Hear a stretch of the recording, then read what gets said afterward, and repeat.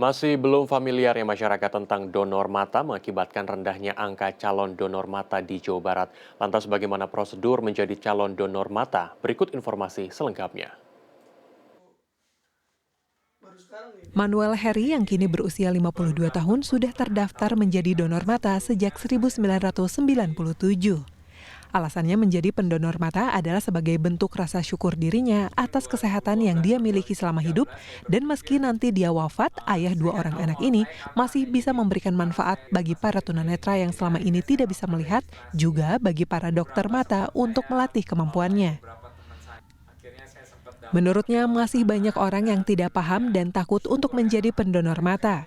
Bahkan setelah 25 tahun terdaftar sebagai pendonor, di keluarganya sendiri baru seorang anaknya saja yang tertarik, kemudian mendaftar menjadi pendonor mata. Saya selalu bilang ke pasangan, ke keluarga, tolong nanti kalau papa nggak ada, ambil di dompet, itu ada kartu member Bank Mata Indonesia ya. Nah, tolong hubungi kontak personnya 1 kali 24 jam ya. Secara nggak langsung itu juga mengingatkan ya pasangan kita atau keluarga kita ya. Menjadi donor mata artinya bersedia mendonorkan salah satu anatomi matanya ketika sudah meninggal dunia untuk diberikan pada yang membutuhkan. Dalam prosesnya, organ yang diambil untuk ditransplantasikan bukanlah bola mata seutuhnya, melainkan jaringan korneanya saja. Pengambilan kornea dilakukan selambat-lambatnya 6 jam setelah calon donor meninggal dunia. Sementara operasi pencangkokan paling baik dilakukan dalam waktu 1 kali 24 jam. Meski demikian, kornea dapat disimpan dalam cairan khusus dan mampu bertahan hingga 14 hari. Sebelum mendonorkan matanya, calon donor harus mendaftarkan diri ke Bank Mata Indonesia setempat. Calon donor akan melakukan sejumlah pemeriksaan seperti pengecekan kondisi kornea. Selain itu, kriteria lain menjadi calon donor mata adalah tidak memiliki penyakit menular seksual dan tidak ada riwayat menggunakan narkoba. Terdapat beberapa jenis gangguan mata yang umumnya membutuhkan donor mata, seperti kelainan bawaan sejak lahir, infeksi mata, penglihatan keruh, dan cedera mata akibat kecelakaan. Jadi kalau dari usia berdampaknya ke jumlah sel. Jadi kornea itu sebenarnya tersusun dari beberapa lapisan dan lapisan paling dalam tuh selnya. Semakin banyak selnya, semakin bening, ya. Terkadang semakin senior usia dari pendonor, terkadang selnya sudah tidak terlalu banyak. Tapi tetap siapapun yang ingin menyumbang dengan senang hati kita terima, ya.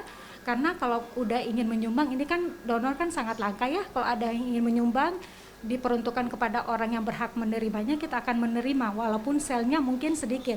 Bisa kita pergunakan untuk donor yang ingin misalnya tadi menambal supaya tidak terjadi kebocoran gitu. Kalau yang selnya banyak itu bagus yang untuk tujuan penglihatan seperti itu. Jadi nggak apa-apa kalau misalnya calon pendonornya usianya senior diberikan kepada misalnya balita, itu bisa. Meski prosedur donor mata sudah disosialisasikan, namun sebagian masyarakat masih asing dengan donor mata. Angka donor mata di Jawa Barat masih cenderung minim. Data unit Bank Mata Rumah Sakit Mata Cicendo mencatat, di Jawa Barat dari tahun 2014 hingga September 2022 terdapat 492 calon donor mata. 3 di antaranya sudah berhasil mendonorkan korneanya, sementara antrean penerima kornea mencapai 900 lebih. Majelis Ulama Indonesia pun sudah mengeluarkan fatwa yang memperbolehkan seseorang untuk mendonorkan kornea matanya ketika sudah meninggal dunia.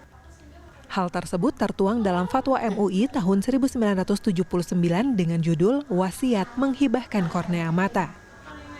Namun menurut Sekretaris Umum MUI Jawa Barat M. Rafani Ahyar, ada syarat-syarat yang harus dipenuhi ketika seseorang ingin mendonorkan kornea matanya.